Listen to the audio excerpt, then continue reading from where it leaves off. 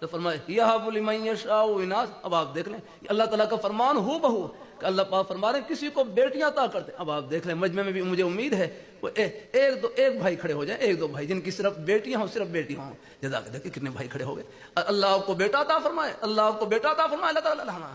اب ان پر آپ دیکھ رہے ہیں اللہ تعالیٰ کا یہ پہلا فرمان یہب لمن یشاء اناثا, کسی کو اللہ بیٹی عطا کرتے ہیں. یہ ہمارے ان بھائیوں پر اللہ پورا کر رہے ہیں, اللہ ان کو بیٹی بھی عطا فرمائے.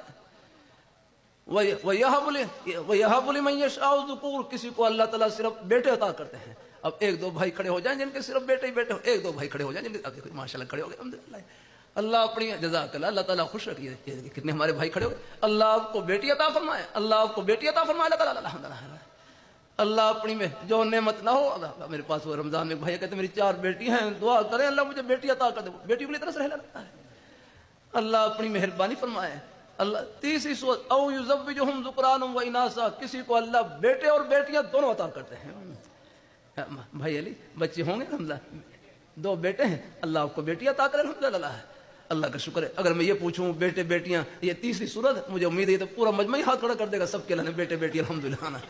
اللہ کا شکر ہے مجھے بھی اللہ نے بیٹے بھی دے رکھے ہیں, بیٹیاں بھی دے رکھی ہیں, پوتے بھی دے رکھے ہیں, پوتی بھی دے رکھی ہے, نواسے نواسیاں سب دے رکھے ہیں. میں دادا بھی ہوں, نانا بھی ہوں, چھوٹا سا.